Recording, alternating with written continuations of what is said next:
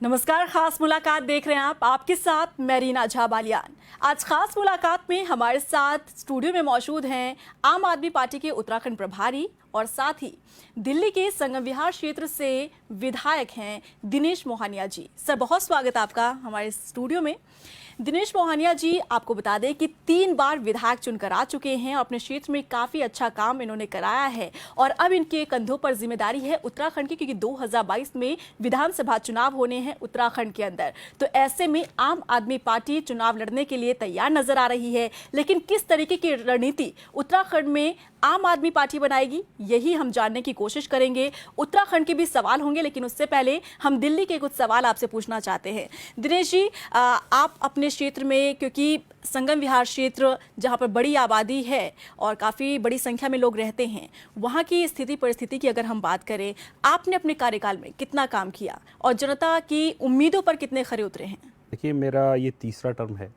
पहला टर्म जब मैंने इलेक्शन जीता था तो केवल 700 का मार्जिन था मेरे पास, और मेरे लिए बड़ी चुनौती थी कि मैं जनता के बीच में जाके और ये प्रूव कर पाऊँ कि जो उन्होंने फ़ैसला लिया है वो ठीक लिया है।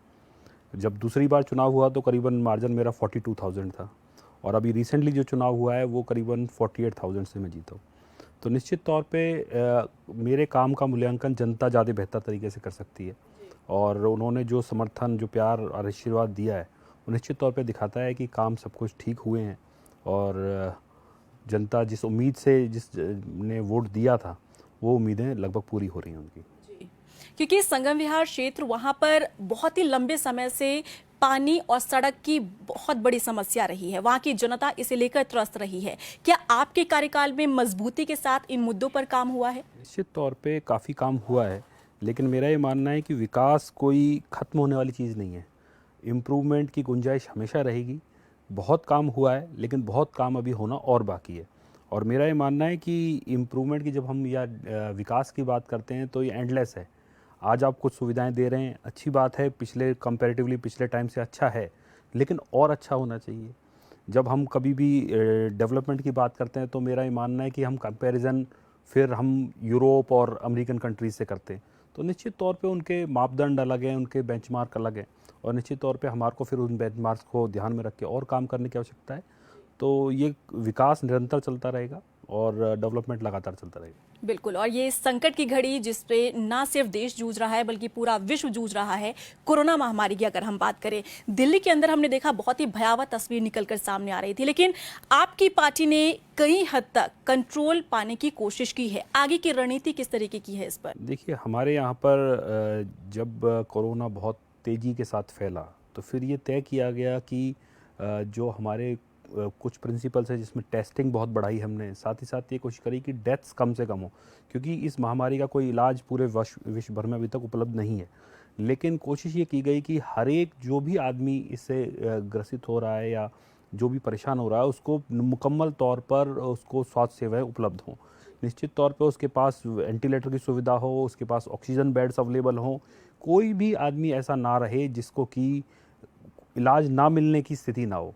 इस पे पूरी तरह से कंट्रोल किया गया, और ख़ासकर जो हमने ऑक्सीमीटर्स घर-घर पहुँचाए, जिसमें कि हमने ये बताया कि आप ये बीमारी तो आप एक बार हो सकता है कि आप संक्रमित हो जाएँ, लेकिन उससे घबराने की आवश्यकता नहीं है। उसमें आपको कंट्रोल करने की आवश्यकता है, और साथ ही साथ ऑक्सीमीटर करीबन 40,000 ऑक्सीमीटर हमने लोगों के घरों में पहुंचाए, जिसमें कि आप अपनी पल्स को हमेशा मॉनिटर कर सकते हैं, और अगर आपको 1% भी लग रहा है कि पल्स में कुछ दिक्कत है, सांस लेने में आपको परेशानी है, तो फिर ये तय किया गया कि उसको डायरेक्टली फिर हॉस्पिटल शिफ्ट किया जाए और उसके ऑक्सीजन बेड उसको मिल सके, वेंटिलेटर अगर ज़रूरत है तो वो मिल सके। वो सब जो तैयारी थी उसका नतीजा है कि आज हम देख रहे हैं कि रिकवरी रेट सबसे ज़्यादा पूरे देश में हमारे यहाँ पर 90% हम क्रॉस कर चुके हैं। साथ ही साथ डेथ रेट सबसे कम है पूरी दिल्ली में, और अब ये स्थिति है कि जितनी इंतजाम हमने उस टाइम किए थे, जो कहीं पे हमने 10,000 बेड का हॉस्पिटल बनाया, 5,000 बेड के कई टेम्प्रेरी हॉस्पिटल्स बनाए, आज वो लगभग सब खाली हैं। इवनली जो कई हमने बैंक्वेट हॉल्स में भी कन्वर्ट किए थे हॉस्पिटल, वो सारे बैंक्वेट हॉल अब वेकेंट कर दिए गए हैं, होटल्स वेकेट कर दिए गए हैं। तो निश्चित तौर पे अब काफ़ी कंट्रोल है, और मेरा ये मानना है कि उसमें टेस्टिंग बहुत तेज़ी के साथ हमने करी, वो बहुत फ़ायदेमंद था, ऑक्सीमीटर बहुत फ़ायदेमंद था। जबकि हम ये देख रहे हैं कि उत्तराखंड में, यूपी में टेस्टिंग ही नहीं हो रही। जब तक आप टेस्ट नहीं करेंगे तो आपको पता ही नहीं लगेगा कि कितने मरीज हैं, कितनी तेज़ी से संक्रमण फैल रहा है। उस पर मॉनिटर करने की बहुत आवश्यकता है।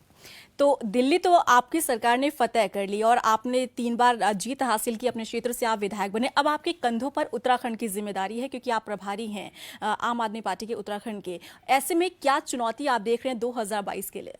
देखिए, हमारा इस विषय पे ये मानना है कि जिस तरीके की सुविधाएं दिल्ली के लोगों को हासिल हुई हैं, उन्होंने एक बार वोट देके वो हासिल किया है। बेहतर शिक्षा, बेहतर स्वास्थ्य, बेहतर बिजली, बेहतर पानी, अपने बच्चों का बेहतर भविष्य जो दिल्ली के लोगों को हासिल है, क्या वो उत्तराखंड के लोगों को नहीं मिलना चाहिए? जब हम देश की बात करते हैं कि देश मजबूत होना चाहिए, देश अच्छा होना चाहिए, देश समृद्ध होना चाहिए, तो मेरा ये मानना है कि फिर जितना दिल्ली के लोगों की आवश्यकताएं हैं उसी कंपैरेटिवली में उत्तराखंड के लोगों को भी वही वही सुविधाएं सब मिलनी चाहिए।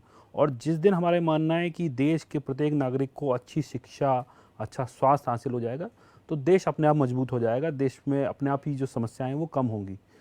तो निश्चित तौर पे जो दिल्ली में हुआ है वो उत्तराखंड में भी करने जाने की आवश्यकता है। ठीक है, जब आपके कंधों पर ये जिम्मेदारी दी गई थी, जब प्रभारी बनाया गया था, तभी आपका बयान सामने आया था कि हम दिल्ली का मॉडल जो है उत्तराखंड में लेकर आएंगे। क्या लगता है कि दिल्ली की जनता ने उसे एक्सेप्ट किया, लेकिन क्या उत्तराखंड की जनता इसे एक्सेप्ट कर पाएगी? निश्चित तौर पे एक्सेप्ट करेगी, क्योंकि जब हम बात करते हैं शिक्षा की, तो क्या उत्तराखंड के प्रत्येक बच्चे को अच्छी शिक्षा नहीं मिलनी चाहिए?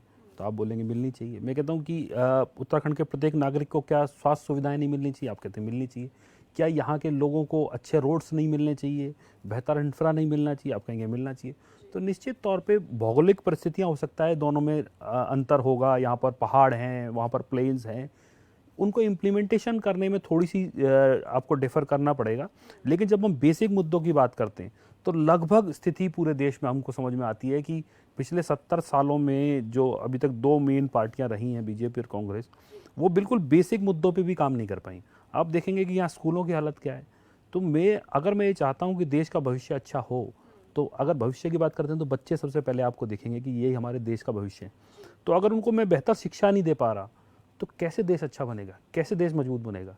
तो पहले बिल्कुल बेसिक मुद्दों पे काम करने की आवश्यकता है। हम जब तक शिक्षा, स्वास्थ्य हमारे राजनीतिक जो परिप्रेक्ष्य है उसका हिस्सा नहीं बनेंगे, हम कहते हैं एजेंडा ही केवल देश में शिक्षा, स्वास्थ्य, बिजली, पानी, रोड्स, ये हर राजनीतिक पार्टी के एजेंडा में पहली प्रायोरिटी होनी चाहिए। तो निश्चित तौर पे फिर चीज़ें सही दिशा में जाएंगी। और जो हम कहते हैं कि देश समृद्ध होना चाहिए, देश मजबूत होना चाहिए, तो निश्चित तौर फिर उस तरफ कुछ कदम हम आगे बढ़ पाए। जी, तो दिल्ली के अंदर हमने देखा कि आम आदमी के जो मुद्दे होते हैं, जो मूलभूत सुविधाएं आम जनता को चाहिए, आप लोगों ने भरपूर उसे कैश करने की कोशिश की और आप लोगों ने काम भी किया। लेकिन उत्तराखंड की जनता में आप किस तरीके से इन मुद्दों को लेकर विश्वास जता पाएंगे? क्योंकि बीजेपी की बात करें या कांग्रेस की बात करें, जब जब चुनाव आते हैं इन्हीं मुद्दों को उठाया जाता है, लेकिन धरातल पर कुछ नजर नहीं आता। तो विश्वास जीतना, क्या आपको लग रहा है कि जनता का विश्वास जीतना मुश्किल हो जाएगा, या आप जिस तरह से दिल्ली की जनता का दिल जीता वैसे उत्तराखंड की जनता का? दो परिप्रेक्ष्य हैं। एक तो आपने कहा कि आपने इन मुद्दों को कैश किया, तो मेरा इसमें कोई शर्माने वाली बात नहीं है। हमारा ये बिल्कुल मानना है कि इन मुद्दों के ऊपर राजनीति होनी चाहिए। क्यों नहीं बिजली के ऊपर राजनीति हो, क्यों नहीं शिक्षा के ऊपर राजनीति हो, क्यों नहीं हॉस्पिटल्स के ऊपर राजनीति हो? जब बेसिक मुद्दों के ऊपर राजनीति होगी तो निश्चित तौर पे जनता के मुद्दे हैं, ये तो इन पे राजनीति होनी चाहिए। और मैं तो चाहता हूं कि उत्तराखंड में इन मुद्दों पे राजनीति हो। और जहां तक आपने कहा कि भरोसे की बात है, तो पूरी आम आदमी पार्टी के पास अगर सबसे बेहतर कोई चीज़ है तो वो है कि क्रेडिबिलिटी, लोगों का भरोसा कि अगर आम आदमी पार्टी कुछ मुद्दों पे बात कर रही है, कुछ मुद्दों को अपने मैनिफेस्टो का हिस्सा बना रही है, तो निश्चित तौर पे फिर उनको पूरा भी करेगी। क्योंकि हम कहते हैं कि आदमी अपनी क्रेडिबिलिटी से चलता है। तो हमारी क्रेडिबिलिटी ये है कि हमने हमेशा कहा है कि हम उन मुद्दों के साथ पब्लिक के बीच में जाएंगे जिनको हम पूरा कर सकते हैं। और साथ ही साथ उत्तराखंड के लिए जैसे अब हम ये तो बता ही रहे हैं कि मुद्दे ये हैं, लेकिन उन मुद्दों को कैसे हल करेंगे इस विषय पे भी बात कर रहे हैं और लोगों के बीच में जाके बता रहे हैं। और मेरा मानना है कि जिस तरीके से लोगों ने दिल्ली में भरोसा किया आम आदमी पार्टी के ऊपर, उत्तराखंड के लोग भी भरोसा करेंगे। और क्योंकि बड़ी संख्या में उत्तराखंड के लोग जो हैं वो दिल्ली रहते हैं, काफ़ी लोग आना जाना लगा रहता है, बहुत बड़ी संख्या में वहाँ पर लोग हैं। और अभी जो कोरोना की वजह से रिवर्स पलायन जो हुआ है और दिल्ली से लोग पहाड़ों की तरफ आए हैं, तो वो यहाँ आके लोगों को बता रहे हैं। मेरे कई जानकारों ने मुझे फ़ोन किया कि वो जो उत्तराखंड से लोग यहाँ पर गांव में आए हुए हैं वो कह रहे हैं कि देखिए यहाँ पर स्कूलों की स्थिति क्या है, यहाँ पर हॉस्पिटल्स नहीं हैं, और दिल्ली में तो बहुत अच्छे हॉस्पिटल्स हैं, दिल्ली में बहुत अच्छे स्कूल्स हैं। तो निश्चित तौर पे वो हमारे एम्बेसडर्स हैं, वो जा जाके एक एक गाँव में जाके लोगों को बता रहे हैं कि अगर जीवन बदलना है, अगर देश में इस उत्तराखंड के भविष्य को सुधारना है, यहाँ के बच्चों को भविष्य को अच्छा बनाना है, तो फिर आम आदमी पार्टी के जो मुद्दे हैं उनके साथ जाना होगा और आम आदमी पार्टी के साथ चलना होगा। क्योंकि जिस तरीके से परिस्थितियों की बात करें, प्लेन में काम करना बहुत आसान होता है, मैदानी क्षेत्रों में सुविधाएं देना बहुत आसान होता है, लेकिन पहाड़ी क्षेत्रों की बात करें चुनौती बहुत ज्यादा होती है। तो इसे देखते हुए आप लोगों की क्या रणनीति है? क्या जो पहाड़ की जनता जो सुविधाएं चाहती है, जो सुविधा मैदानी क्षेत्रों में लोगों को मिल रही है, क्या वही सुविधाएं पहाड़ के क्षेत्रों को आम आदमी पार्टी दिला पाएगी? निश्चित तौर पे, क्योंकि मेरा ये मानना है कि इसमें जो फ़र्क है वो है नीयत का फ़र्क। अगर आप करना चाहते हैं, हो सकता है भौगोलिक परिस्थितियाँ थोड़ी डिफ़र हों, मुश्किलें हैं, लेकिन समस्याएं तो हल करनी पड़ेंगी। अगर आपकी नीयत है, जैसे हमने दिल्ली में ये कहा था कि हम हर को फ्री पानी देंगे, तो लोगों को भरोसा ही नहीं हुआ कि कुछ ऐसा भी हो सकता है। फिर हमने कहा जी फ्री बिजली देंगे, तो लोगों ने कहा ये तो पॉसिबल ही नहीं है। लेकिन दिल्ली में आम आदमी पार्टी ने करके दिखाया और लोगों का भरोसा जीता कि भाई ये चीज़ें हो सकती हैं, संभव हैं, बशर्ते आप ईमानदारी के साथ राजनीति करें, ईमानदारी के साथ वोट करें और ईमानदार राजनीति के साथ साथ नीयत के साथ काम करें, सब संभव है। जब हमने पहली बार महिलाओं के लिए बस फ्री की तो लोगों को भरोसा ही नहीं हुआ कि कोई ऐसा भी राज्य हो सकता है, जब वेलफेयर स्टेट की हम बात करते हैं, कि जहाँ पर महिलाओं के लिए पूरी तरह से पब्लिक ट्रांसपोर्ट फ्री है, तो लोगों को भरोसा नहीं था। लेकिन पहली बार एक ऐसी सरकार दिल्ली में काम कर रही है जो जनता से कलेक्ट किए हुए पैसे को जनता के ऊपर दोबारा से स्पेंड कर रही है। भाई जो पैसा अभी तक किसी नेता की जेब में जा रहा था, आज वो जनता के बीच में जा रहा है। अगर हम बिजली फ्री कर रहे हैं तो वो आपके टैक्सेस से ही कर रहे हैं, पानी फ्री कर रहे हैं तो आपके टैक्सेस से ही कर रहे हैं, महिलाओं के लिए यात्रा फ्री कर रहे हैं तो आपके टैक्सेस से ही कर रहे हैं। तो निश्चित तौर पे भौगोलिक परिस्थितियाँ भिन्न हो सकती हैं, लेकिन अगर आपकी नीयत ये है कि काम करना है तो फिर काम हो सकते हैं। क्योंकि उत्तराखंड से एक मिथक जुड़ा हुआ है, शुरू से ये कहा जाता है जब से राज्य बना कि एक बार कांग्रेस एक बार बीजेपी को यहाँ की जनता मौका देती है। तो क्या 2022 में ये मिथक टूटने जा रहा है? क्या जो आप लोग एक विकल्प के तौर पर जनता के बीच में जाएंगे, क्या ये विकल्प चुनने के लिए जनता तैयार होगी और क्या आप लोग विश्वास जीतेंगे? देखिए, इसमें मेरा ये मानना है कि अभी तक जो चुनाव उत्तराखंड में हुआ है वो हराने का चुनाव हुआ है।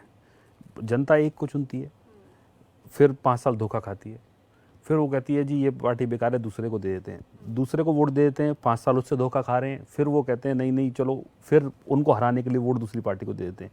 तो एक बार बीजेपी, एक बार कांग्रेस, एक बार बीजेपी, एक बार कांग्रेस, पिछले 20 सालों से जब से प्रदेश बना है हम देख रहे हैं। और मेरा ये मानना है कि जिस तरीके की राजनीति कांग्रेस अभी पिछले दिनों पूरे देश में कांग्रेस को लेके एक माहौल है, तो मुझे नहीं लगता कि कांग्रेस कहीं पे भी इन 2022 के चुनाव में रेलेवेंट रह जाएगी। क्योंकि अगर आज आप देखें तो आप जो वोटर कांग्रेस को वोट कर रहा है वो इनडायरेक्टली बीजेपी को ही वोट कर रहा है, क्योंकि ये भरोसा नहीं है कि कल उनके 15 विधायक कब बीजेपी ज्वाइन कर लेंगे। तो मतलब मेरा वोट जो मैंने कांग्रेस को दिया, कांग्रेस पे लोगों का आज बिल्कुल भरोसा नहीं है। वो वोट आज आपने कांग्रेस को दे, 15 दिन बाद वो पता लगा कि वो बीजेपी में सम्मिलित हो गए, तो फिर कैसे भरोसा करें इस कांग्रेस पे और क्यों वोट करें?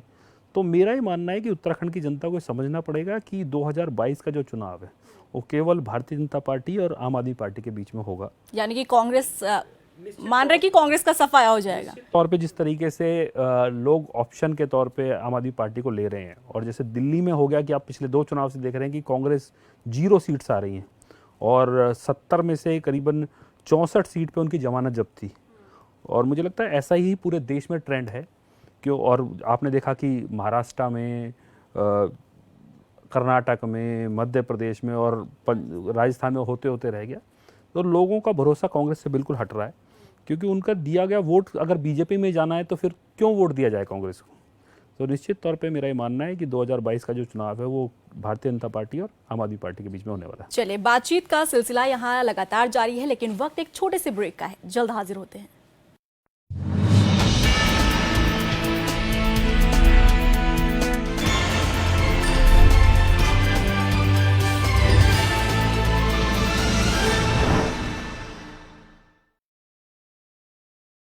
ब्रेक के बाद स्वागत है। लगातार यहाँ हम बातचीत कर रहे हैं। हमारे साथ दिल्ली के संगम विहार क्षेत्र से आम आदमी पार्टी के विधायक दिनेश मोहनिया जी लगातार स्टूडियो में बने हुए हैं। दिनेश जी, क्योंकि आपके ऊपर कंधों पर जिम्मेदारी उत्तराखंड की, अब 2022 में क्या आम आदमी पार्टी का जादू चलेगा या फिर नहीं, वो तो आप लोगों की मेहनत बताएगी।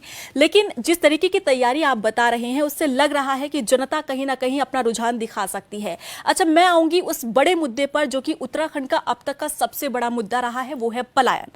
क्योंकि माइग्रेट करते हैं लोग यहाँ से, क्योंकि यहाँ के लोगों को शायद वो सुविधा नहीं मिल रही है, और माइग्रेशन इसलिए होता है क्योंकि रोजगार पाने के लिए। इसे लेकर आपकी पार्टी क्या रणनीति बना रही है? देखिए, जब हम बात करते हैं कि पलायन की, तो हमें बिल्कुल ये स्पेसिफिकली देखना पड़ेगा कि पलायन हो क्यों रहा है और उसको हम किस तरीके से रोक सकते हैं। अब जब आप पार्टी मैनिफेस्टो की बात करते हैं तो लगभग हर पार्टी के मैनिफेस्टो में पिछले 20 सालों से आप देख रहे होंगे हम पलायन रोकेंगे, पलायन रोकेंगे, पलायन रोकेंगे। लेकिन कोई पार्टी ये बताने के लिए तैयार नहीं कि कैसे रोकेंगे। उसके लिए आपके पास रोड मैप क्या है, आपके पास ब्लूप्रिंट क्या है कि पलायन रुकेगा।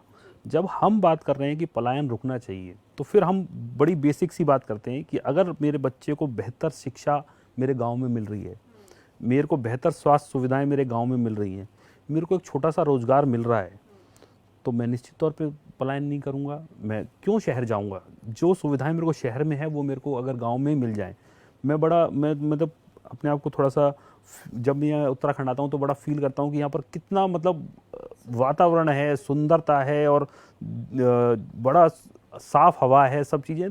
फिर लोग क्यों जा रहे हैं?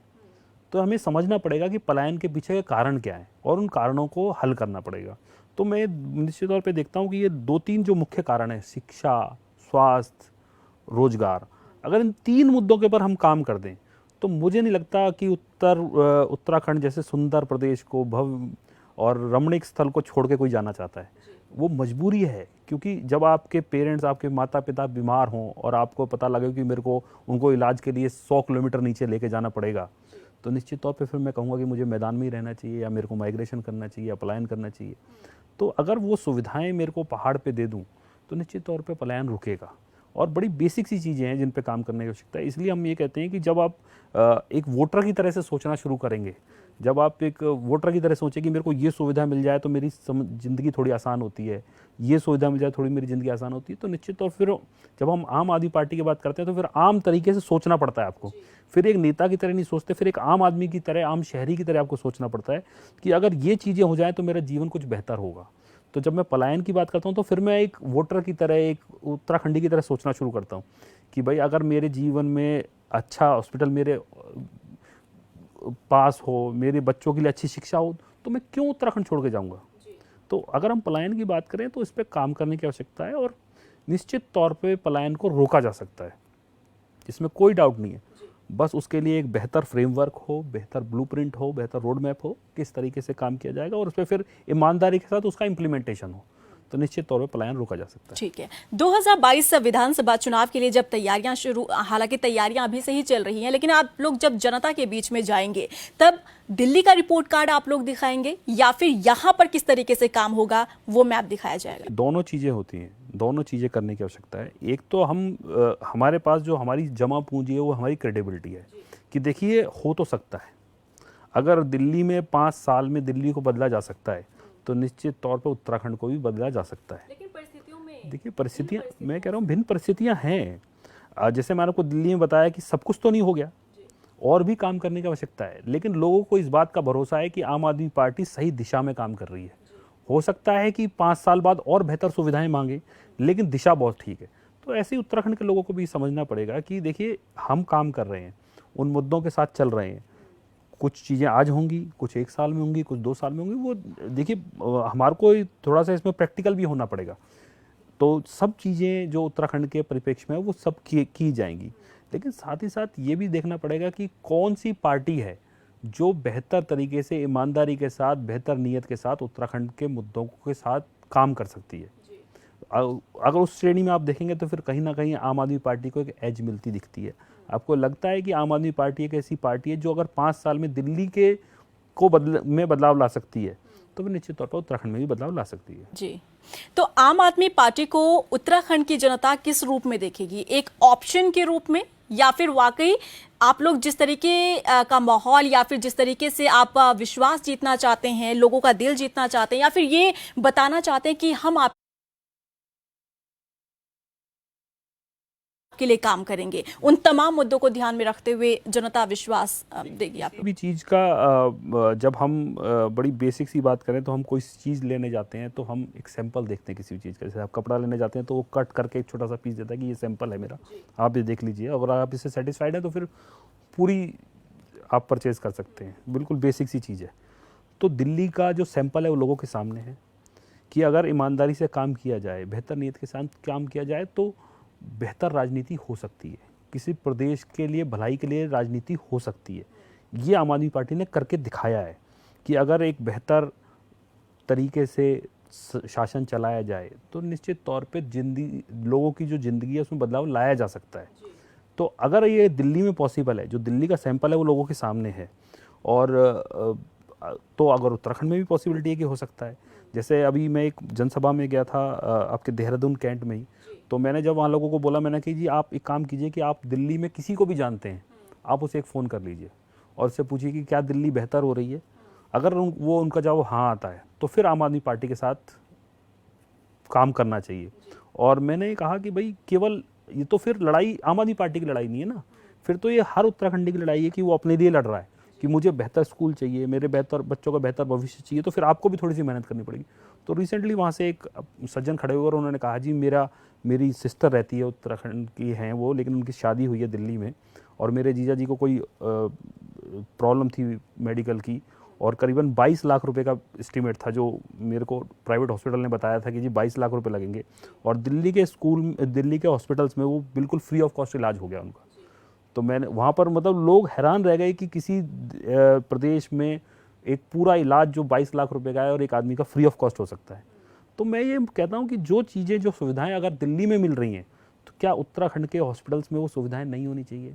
क्या यहाँ के लोग को जब बीमार पड़े तो उनको बेहतर स्वास्थ्य सेवाएं नहीं चाहिए?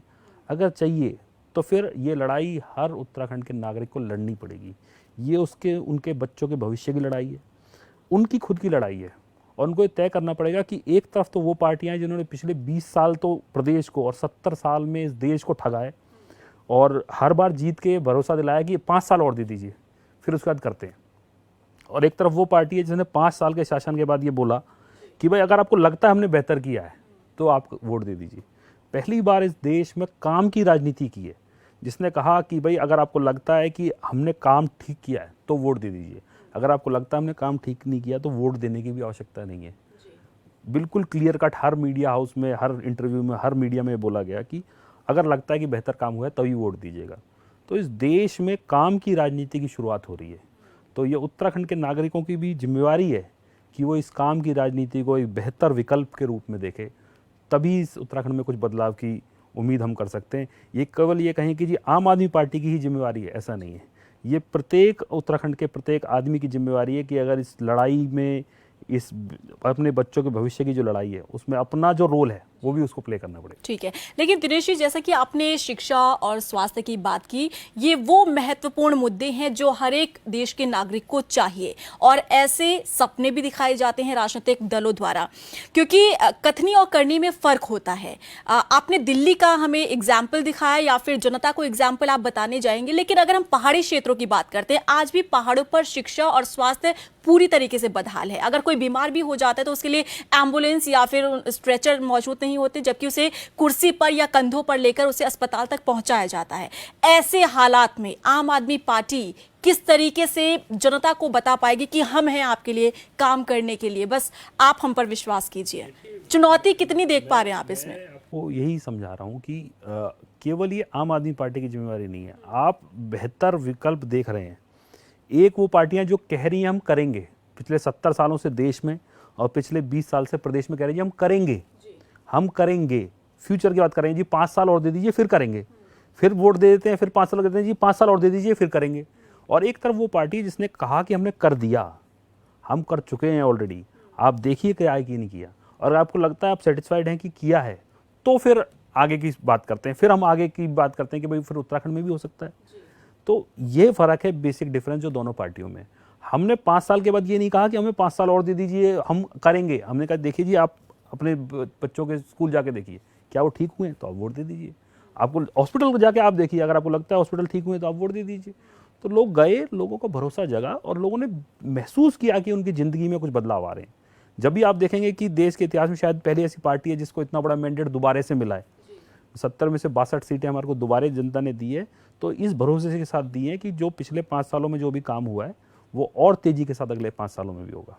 कांग्रेस का आपने जिक्र किया, जैसे कि हमने देखा कि दिल्ली के अंदर किस तरीके से कांग्रेस का सफाया करते हुए आम आदमी पार्टी लीड कर जाती है और आप लोग सत्ता हासिल करने में कामयाब हो जाते हैं।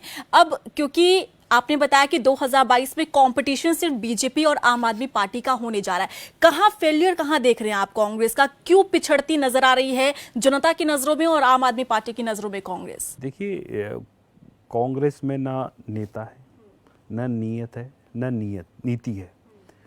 अब आप कांग्रेस की यहाँ उत्तराखंड के परिप्रेक्ष्य में बात करेंगे तो प्रीतम सिंह जी की एक अलग कांग्रेस है, हरीश रावत जी की एक अलग कांग्रेस है, इंदिरा हृदय जी की एक अलग कांग्रेस है, और मुझे लगता है एक और हैं, उनकी चार कांग्रेस चल रही हैं यहाँ पर।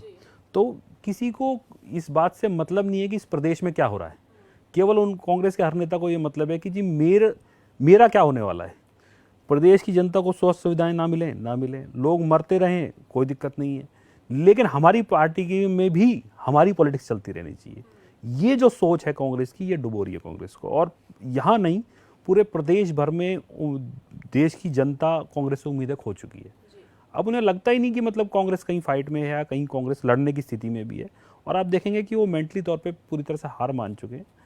तो मुझे नहीं लगता कि कहीं वो 2022 के चुनाव में भी कहीं आसपास दिखेंगे। निश्चित तौर पे 2022 का जो चुनाव वो भारतीय जनता पार्टी और आम आदमी पार्टी के बीच में हो। ठीक है, क्योंकि उत्तराखंड की जिम्मेदारी आपके कंधों पर है, आप जनता के बीच में भी जाएंगे, क्योंकि ये इंटरव्यू उत्तराखंड की जनता भी देख रही है। आप क्या कुछ कहना चाहेंगे अपने दर्शकों से और जनता से? केवल मेरी लोगों से अपील है कि जो ये 2022 का जो चुनाव आम आदमी पार्टी लड़ने जा रही है, ये चुनाव बदलाव का चुनाव होगा। इसमें केवल जिम्मेवारी आम आदमी पार्टी की या केवल हमारे जो राष्ट्रीय अध्यक्ष हैं अरविंद केजरीवाल जी की नहीं है। ये जिम्मेवारी है प्रत्येक उत्तराखंडी की, प्रत्येक उत्तराखंड के नागरिक की, हर एक आदमी की, हर एक औरत की, हर एक स्टूडेंट की, हर एक वकील की, हर एक डॉक्टर की, कि अगर आपको लगता है कि इस देश में राजनीति बदलनी चाहिए, धर्म, जाति, क्षेत्र की राजनीति से हटकर नागरिक जीवन के सुविधाओं की राजनीति होनी चाहिए, तो फिर सबको ये इस बार प्रण लेना पड़ेगा कि इस बार सब चीज़ें हटा के केवल हम अपने बच्चों की तरफ देखेंगे। हम अपने बच्चों की तरफ देखेंगे कि कौन सी पार्टी इनको बेहतर भविष्य दे सकती है और उस हिसाब से अपना वोट तय करेंगे। अगर किसी व्यक्ति को लगता है कि जी भाजपा हमारे बच्चों को अच्छा भविष्य दे सकती है, एक बेहतर भारत बना सकती है, तो निश्चित तौर पर उसको बीजेपी को वोट करना चाहिए। अगर किसी को लगता है कि अगर कांग्रेस उनके बच्चों का भविष्य बेहतर बना सकती है, तो उनको कांग्रेस को वोट करना चाहिए। और अगर किसी को लगता है कि आम आदमी पार्टी हमारे देश के बच्चों का, हमारे प्रदेश के बच्चों का भविष्य बेहतर बना सकती है, तो फिर उसको आम आदमी पार्टी को वोट देना चाहिए। तय ये कीजिए कि आपके बच्चों का भविष्य बेहतर कौन बनाएगा, उसके बाद वोट दे दीजिए।